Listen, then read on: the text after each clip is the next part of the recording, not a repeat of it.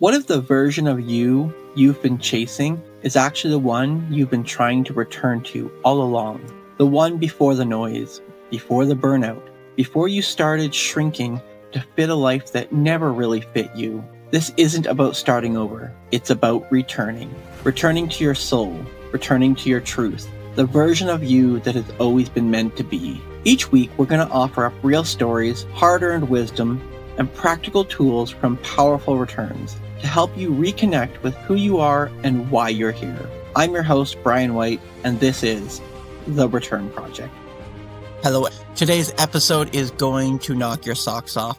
I get the pleasure to sit down with an old friend of mine. The first time we got to connect was in my previous podcast, The Thriving Chronicles, and now she is back again to sit down with us in The Return Project. We have Bambi Lynn sitting across from us. She is an author, a speaker, and a genuinely incredible person with a very powerful story. So Bambi, thank you so much for being here. I'm so excited. I'm so glad that we finally reconnected because I was kind of bummed that you left the scene for a little while, but I'm glad that you're back and let's get back with a fervence. Bambi, it's been the spiral of life, and I'm sure that you've been through it all. And I know your story from your very first book, but if you want to take our audience through where it all began, your first book to now you've got a couple of books that you've just put out and a brand new one that looks astonishing.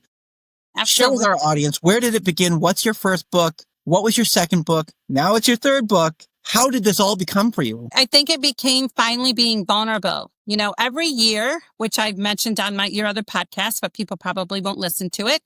That I would go to the beach every year and I would ask God, is it time for me to write my story? Because when I was 28 years old, I had a dream or a vision, whatever you want to call it, that God had brought me to a stage and wanting me to share my testimony. And when I looked out into the audience looked like homeless people. They looked like they had been through some life. Their clothes smelled, the atmosphere of the room really smelled. And there were words written across their chest: unloved, unforgiven, ugly, nobody likes me. And all these words that we tell ourselves over and over again when we're broken.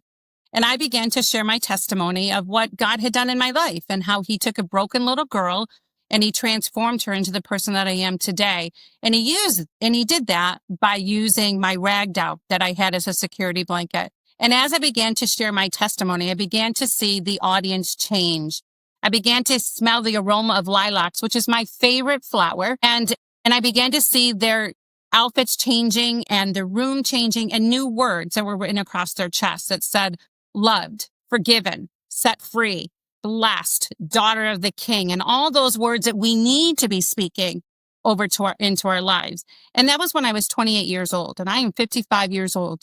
God took a little while, to finally show up and open up those doors for me to be able to start sharing my story. So I went to the beach on my birthday about 4 years ago.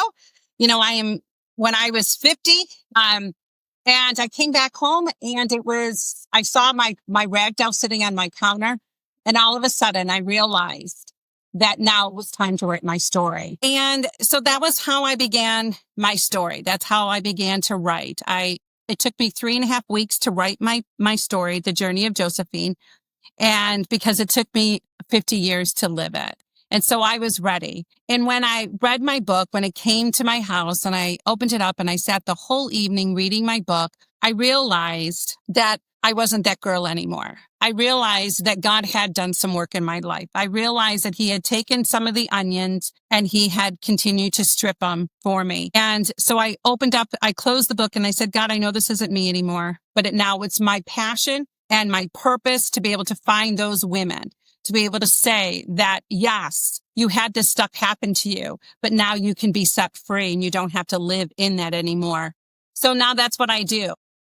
I talk about my story some, but I don't elaborate and I don't make it, the center point, of my talks and my events. What I have done now is that when I do an event, I ask questions and I tell them, and I said, if there's anybody, I want you to stand up if any of these things relate to you. And so I will go through, has anybody in this audience been raped, been sexually abused, come from alcoholic homes? And I go through the list of our trauma. And by the time that I ask all the questions, every person is standing up. Every person, because every person has gone through something in their lives.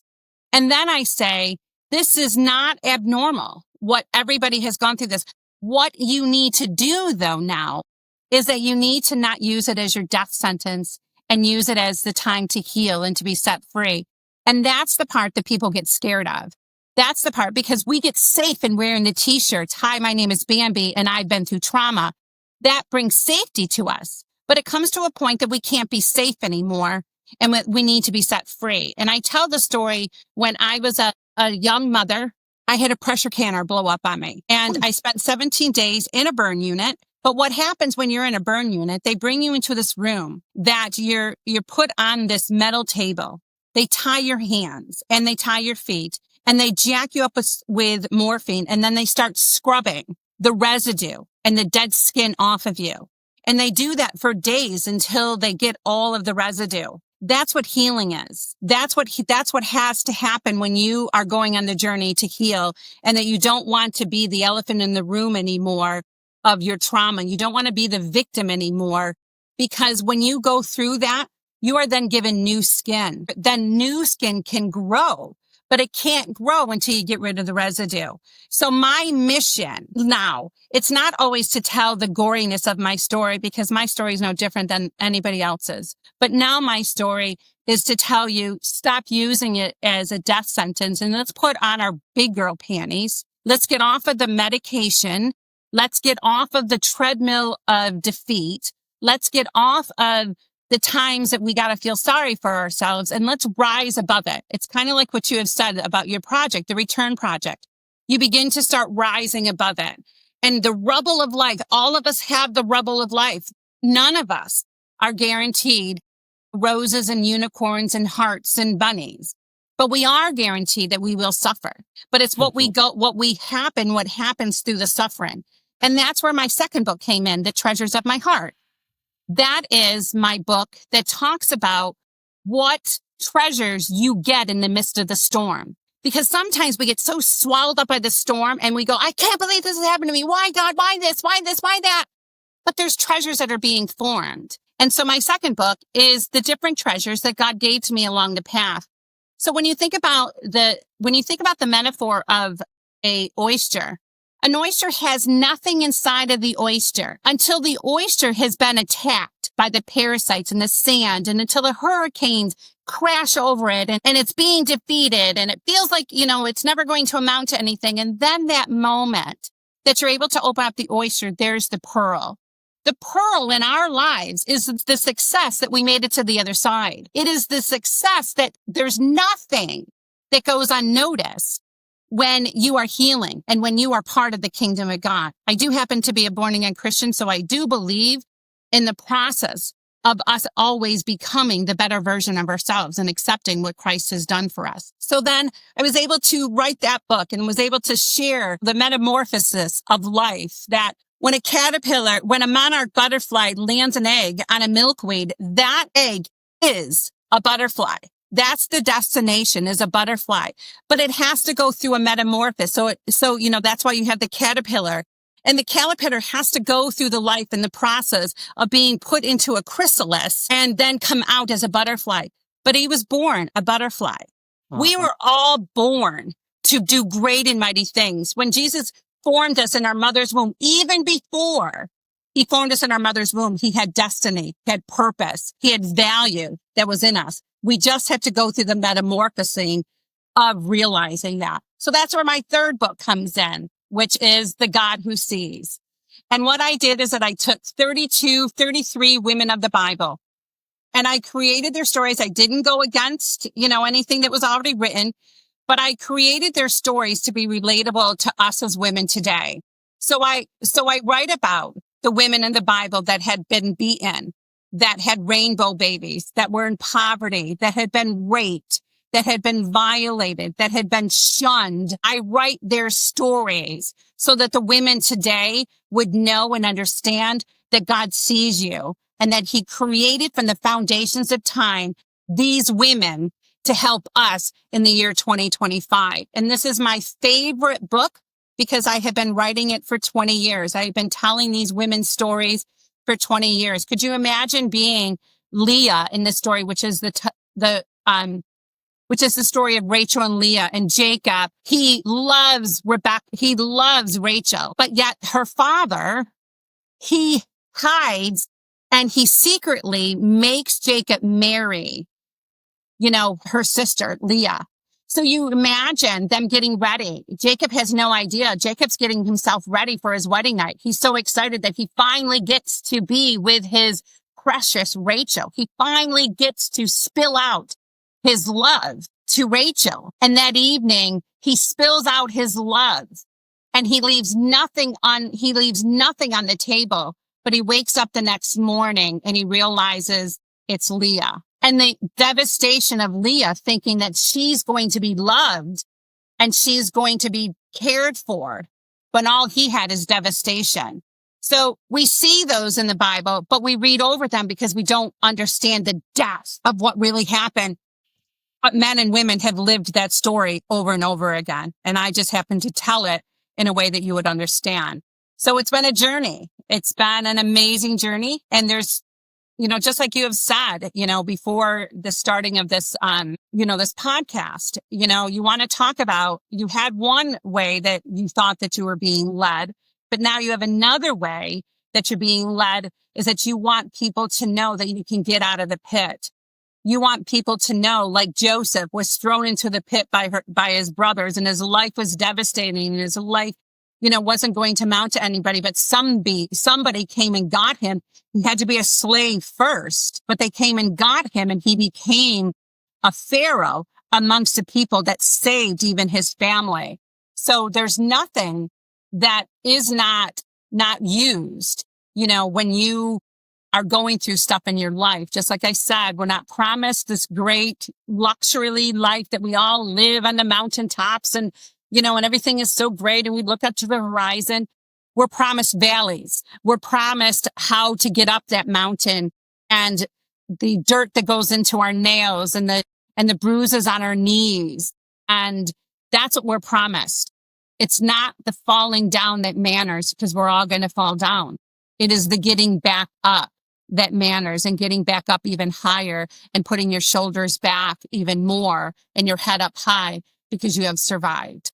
Bambi, I'm sitting here hanging on to every word you just said, the power, the emotion, the raw truth. It's so uplifting and just full of heart and truth. There's nothing more I can say about that it's 100% what we all need to hear. That there are stories that have gone on for centuries. There's stories that we've been written in history that are pieces of our upbringing that we may have just overlooked and we've read the words and not really ever understood the meaning. And when we can atone them to our own lives and we can look at them and go, you know what? People for centuries have been rising above, climbing out of the pits, embracing life to become pharaohs, to become really loved, to become the people they're meant to be. Yes.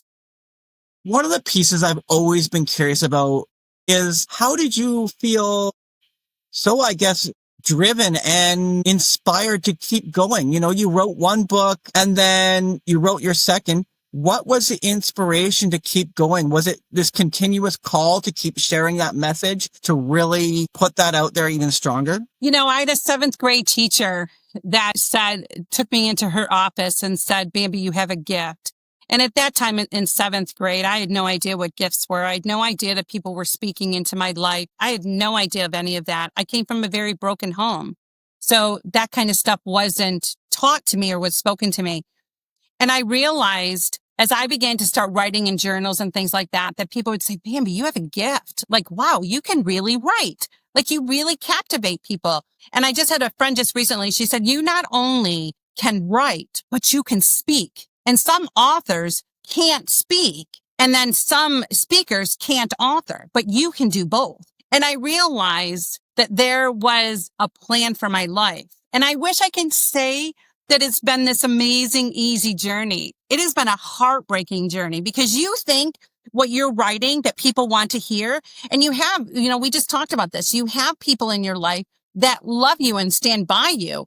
But marketing and trying to figure out how to get your story out for people to what you wrote is amazing, but it's the trying to get to that. And I just kept going. I just keep going. I know that people need to hear what I have taught. I know that when I finished writing and published The God Who Sees, and the people that have bought it and said, wow, that is not a book that I ever thought it was going to be. Because most people write about the women of the Bible and they just take the verses and they write them down and they write a little cute little thing about them and leave a little verse. I wrote the rawness of these women because I want you to know that there is raw women and they have stepped up. When you think about people that have gone in the valley and they've come out of the valley and now they want to bring other people to the mountaintop. We can look through all of history. But look at the story of Harriet Tubman. Beaten down slave, gets to freedom and decides, I don't want this just to be me experience this. I want other people to experience. So she goes back into the fire to come and bring more people into the promised land. Isn't that our responsibility when you've come out of the fire? Isn't it our responsibility to share our testimony, to share how you got out of the fire? But that's our purpose. That is our purpose. It's, I just was listening to a speaker today and he says, tell your stories because it's your stories that set other people's free. It's your stories that get people out of the prison of their own mind. It is your story that needs to be told. So as a Christian, I have a responsibility. I have a mandate to tell my story. And I want to tell people I have a 10th grade education. I got a GED. And I only finished 10th grade because I had a teenage pregnancy. So stop saying, oh, I don't have this education. Oh, I don't have this job. Oh, I don't have this. Because if there is a will, there's a way. If there is a desire, then the passion will follow. If you have a dream, write your dreams, on a piece of paper, stick them on your refrigerator. And every day that you open up your refrigerator, you see your vision because without a vision, people perish. Mm-hmm. Without a vision, people die. Without a vision, people end up in the grave without doing what they were purposed to do. I just refuse to be that person. And it is not easy. It is not easy. I lost my job last year in October, and I have not worked and found a job since then because I want a job that's going to lead me to be able to be home and to be able to do what I'm doing because I don't want to lose my vision. So I've had to live on my 401k. And sometimes your 401k was given to you 10 years ago, so you could use it today. So just don't use it all the time for a rainy day because that rainy day may not come. And you have a responsibility to tell your testimony and set the captive free. I mean, you've just made my brain explode with so many different avenues and so many different pieces that I want to dive into there. First off, I'm going to tell everybody that you need to be able to hear this with open ears and hear the passion and the power behind what Bambi is saying. She is speaking the truth. She is speaking it raw, and she is blatantly laying it out for you that it is our mission. It is our purpose. It is our gift to be able to share our stories and share what we have come through, because there's going to be somebody out there that has gone through what you've gone through. There's going to be somebody out there that relates to what you have just said. And out of the billions of people that are in our world, if we help one person live a better life, overcome their past, walk into the light, we've done our job. Absolutely. Bambi, I am really, really intrigued to know when it comes to your faith. This is a space that I think is crucially important. To you, though, how important is it for somebody to really embrace a faith?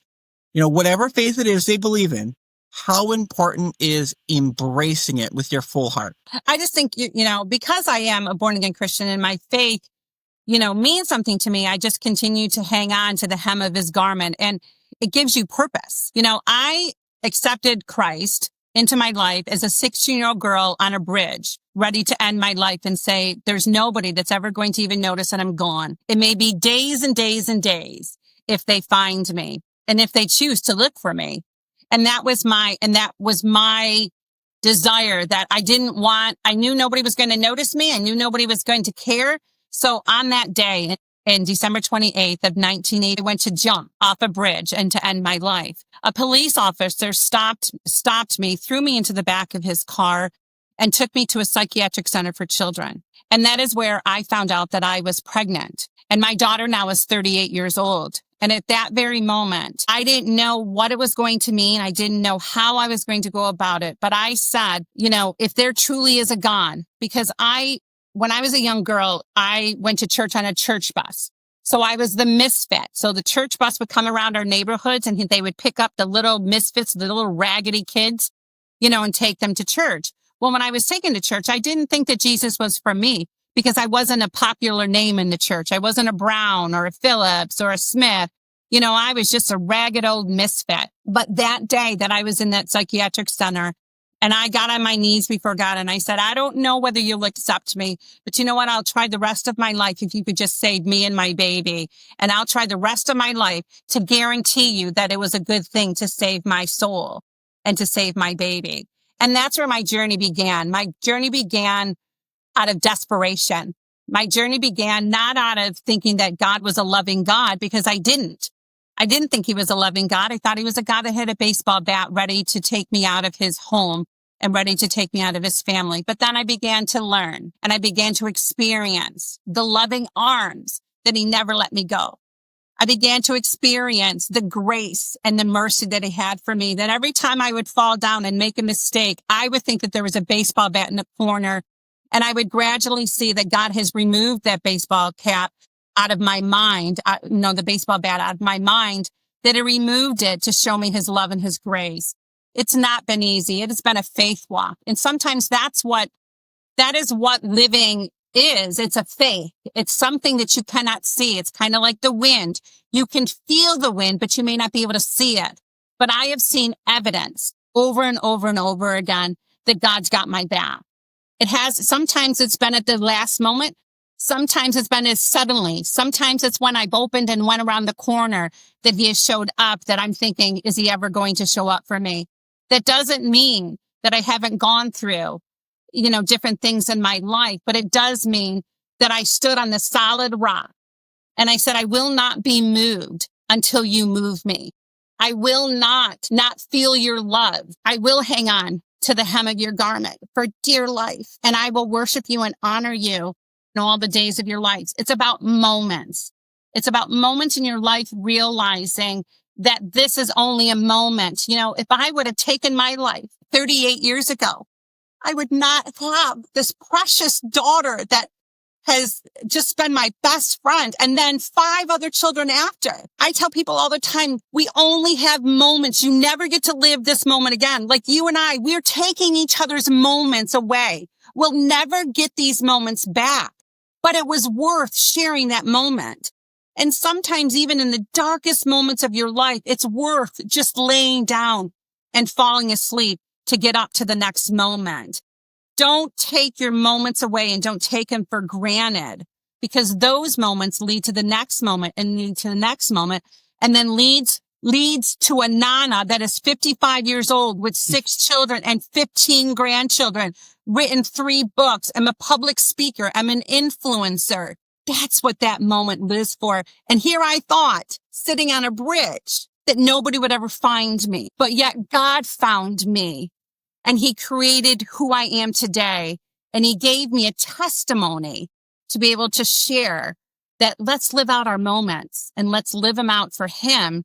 And let's hang on for dear life of the hem of his garment. In the thought of moments and being in this present moment, though, let's dig into the rawness of it. That I'm sure there was moments where your faith was challenged. There was events and things where maybe you got pushed so far that you started to question it. Absolutely. Absolutely. And you know what? And that's okay, because God's shoulders are big enough for us to question. And I think just because I question doesn't mean I didn't have faith. When my first husband, continued to leave for other women continually into our marriage, I thought, what's wrong with me? Why would God ever allow this to happen? Why is this part of my story? When I married the second time and I continued to get hit and abused for 8 years. Yeah, I wondered where God was. I wonder where he was when I had a man put his hands around my neck and tell me to repeat after him, you will learn to submit to me, and I pass out on the ground. Yeah, I asked God, where were you? When my daughter just recently, moved to Alaska, and when I found out that she was moving to Alaska and she only lived, 40 minutes from me. Yeah, I spent 2 days in a fetal position asking God, why? Why would you take the only thing that is here from me? So I'm not saying that you don't have a right to ask, but I do say that you do have a right to ask, but then listen for the answers and then find the treasures in the midst of that. Now that my daughter is gone, I spent 48 hours, and I'm not kidding. And I cried and cried like a baby because God's taking my daughter from me. But you know what? I just recently drove 5,500 miles with my daughter and my grandchildren and her husband. I drove their car with my grandchildren in the car. They drove a U-Haul, and we drove 5,500 miles through British Columbia, through the Yukon, on the Alaskan highway. And I was able to experience this whole trip and experience the fact that I'm on this mission to visit all 50 states. I would have never been able to ever afford to get to Alaska. Alaska is extremely expensive, and I would have never been able to see Alaska. But God took my fetal position, and he reminded me of the treasures that he's going to give to me, even in my fetal position and even in my faith that was weak. And now I have 2 states left to visit, all 50 states. But God took Alaska, and he blessed me, pressed down, shaken, and running over by taking me through the Yukon. I must say, too, that I got to follow along with many of the pictures and the things that you were experiencing going on that trip, and they are beautiful. Yeah. That is an experience that you'll probably get to do again and again now. And we're flying. This time you're going to fly. But there are very few people out there that get the opportunity to experience that travel. And it's beautiful. And there's going to be very few people out there that can say they have visited every single state. Now, maybe you need to start a trek up through Canada. Yeah, there you go. Yeah, you guys don't have restrooms. You have porta potties. Forget you. Well, there's some long stretches. We just get into the bush. We're a little more rustic up here. Yeah, that was the first time that I ever, as a 55-year-old grown woman, that I had to pee outside. I was so humiliated. These aspects that we can take, these moments of joy and embrace where we may have been questioning, and then we see the light that they've been turned into. I think that's in the hardest way for us to understand sometimes the greatest part about it. We get into these spaces or these mindsets or whatever you want to call it of, maybe I'll call it the pity party, that we just wallow in it and we can't see the light. What, in your experience, or what would you share with somebody that feels like they're stuck in that pity party and they can't see the light? How do we climb out? My first thing is that I would say, you know what? Allow yourself a pity party. Allow yourself there. Allow that to happen because you need that, but just don't encamp there, and make sure that you have friends in your life that say, I have friends in my life that would say, Bambi, you have 10 minutes. You have 10 minutes to scream, to yell, to swear, to throw something, to do whatever you need to do. But after those 10 minutes, now we're going to tell you the truth of it. Now we're going to give you those moments of what is leading to it. When my daughter left and I was in that fetal position for 48 hours, I did have my friends call me and say, you need more than 10 minutes, don't you? I said, yeah, I need more than 10 minutes. And they gave me that 10 minutes. So surround yourself with people that aren't going to pity you. And you know what? And to be blunt, I want women and men to know you're not the only one that's made it into the pit. So let's put your big girl panties on and let's march out of the pit because you can. It's about your mind. It is about renewing your mind. It's about not believing the lies. It's about walking forward. It's about, I read a memoir by Viola Davis, and I tell people all the time, if you want to know how to get out of your own self and get out of your own pit, read memoirs because there are people that are worse off than you are. But I read her memoir and she was talking about her counseling session with her counselor. And her counselor looked at her and said, Viola, Your 8-year-old little self has already gone through all that. Your 8-year-old little self has already conquered all that for you. And your 8-year-old little self needs you to rise up and to live your life because she suffered so you could live. And that's what it is that why go back? Why go back to being a 4-year-old little girl into a bedroom that your grandfather walks in and shows himself to you? Why? Why do I need to go back there? Why do I need to relive that? And then the other thing is, forgive yourself for thinking that it had anything to do with you. Because you know what? That scene of my grandfather had nothing to do with me. It had to do with him. Being sexually assaulted by an uncle had nothing to do with me. He's the one that spent 12 years in prison because of what he did to other girls and other women. I didn't. So why am I taking it upon myself and carrying the rubbish that I don't want to be part of it anymore? My dad was an alcoholic, didn't love me, didn't like me. Why do I got to go back that and live that? Stop picking up the past and making trophies out of it. Stop picking up the past and writing out your death sentence. The only time that we should ever look in the rearview mirror of our lives is when we see the blessings that we have received along the way. That's the only time that we should be looking in the rearview mirror. We should never be looking in the rearview mirror and feeling sorry for ourselves, thinking that we're the only ones. Guess what? You're not an island. You're a community. And there's a community of people that have been through the exact same thing as you have. And so it's time to find those people, lock arms with those people, get rid of those freaking t-shirts that said, I've been sexually abused. I've been sexually assaulted. I'm a woman of domestic violence, and burn them. Because when you burn something, it turns to ashes, then it can turn into beauty. Get rid of the scenario. Mm-hmm. I wrote a really powerful chapter in my book here called The Power of Forgiveness, Grace, and Gratitude. And as you're just diving in there, it's what a powerful and emotionally lifting aspect it is to find that level of forgiveness for yourself and for others, to be able to give yourself that abundance of grace and find a life of gratitude. It literally, when you can embrace those three aspects, the weight, the world of it lifts off your shoulders, the freedom that you can embrace. Through your years, that sounds like something you've been able to transform into all aspects of your life. You've walked through the forgiveness stages. You've found your grace, and you have a life of gratitude. How freeing is that to your soul? My goodness, you know what? You wear it. You know, people tell me all the time, like, you wear life, on you, because when you hang on to those things, your shoulders are down. You're always looking for people to feel sorry for you. You get wrinkles. You start having addictions that you shouldn't have. You start doing things that represents that you've been through this and you haven't gotten out of it.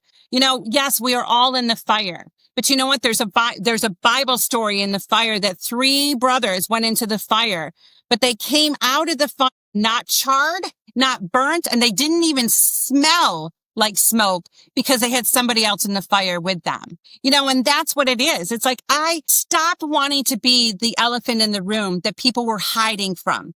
Oh no, Bambi's coming to the room. Now we gotta listen to, her sob story again. I wanted to be the person that came into the room, to be that elephant in the room that people ran to and said, how did you get rid of that? How did you work through that? How did you become this? I'm 55 years old, and my daughter and I, we were together in Alaska. And there were a couple times that people said, well, who's the mother and who's the daughter? Infuriated my daughter. Like, she was so mad, but it gave me confidence because I've been set free. I'm free. And you wear the freedom, on your face, and you wear the freedom on your countenance. It's amazing what physically and mentally, like really physically, we'll break it down right there. Allowing yourself to have that weight lifted off. You just said there, you 100% wear it. You don't get the wrinkles. You don't get the aging. You don't get the addictions. When you're in a life of freedom and grace and gratitude, it's so much easier to, age gracefully and stay beautiful.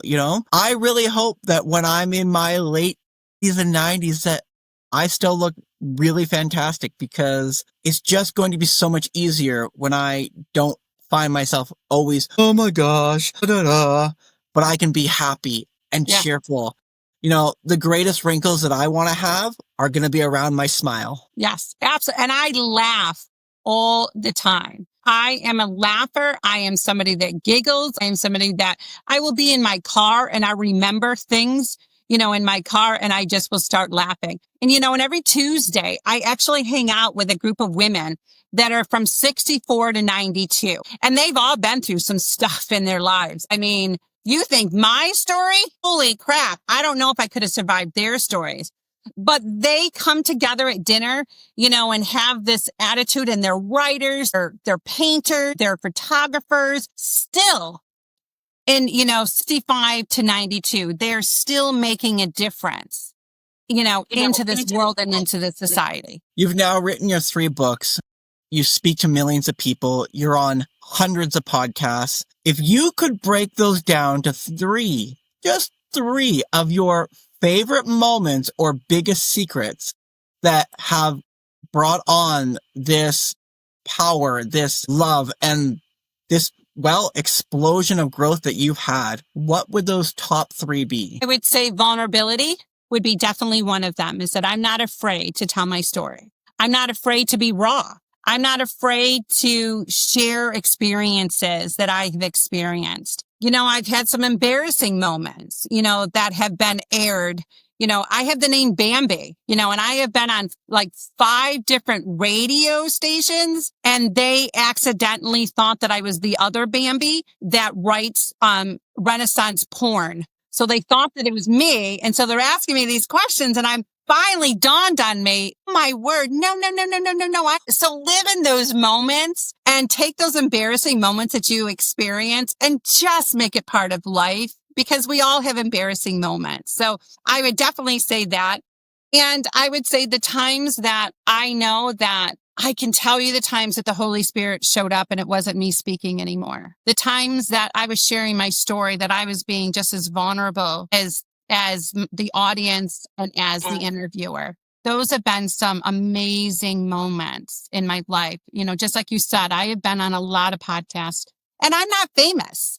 I'm not somebody famous. So you can get on podcasts to tell your story. And I think that that's why I continue to do it. I'm just an ordinary person, an ordinary woman that God has created some extraordinary moments, in my life. I'm nobody different. A 2-part question on this one. These go into your book and into your personal life.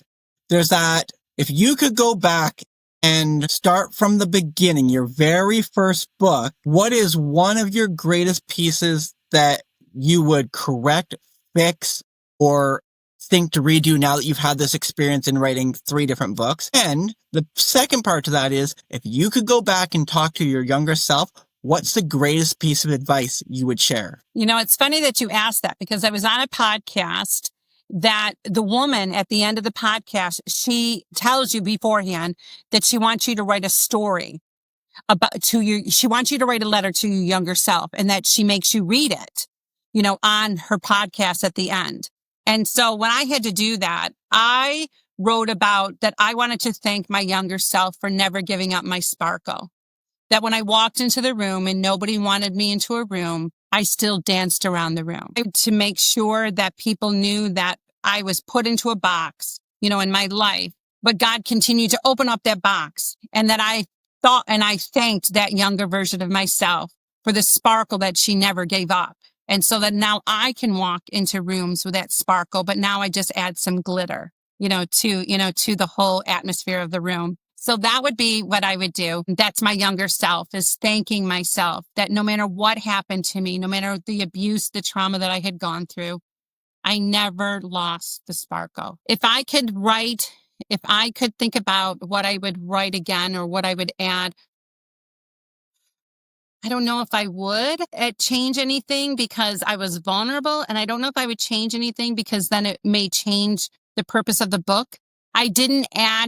I made sure I didn't go off on any kind of tangents, any kind of rabbit holes. I stuck to the whole thing and wrote it that way. So I maybe in some of the incidents, I may have gone to a rabbit hole, but I wanted to make sure that people, when they read my book, they cried, they had gut-wrenching feelings, that they were angry, that I wanted all the emotion that I experienced in my life. I wanted them to experience it too. So I don't know if I would change anything. And I definitely wouldn't change anything about my life, because if I did, it would be like like the butterfly effect. The moment you change something, then you're down another path. The moment that you do something different or change, an incident, you're down another path.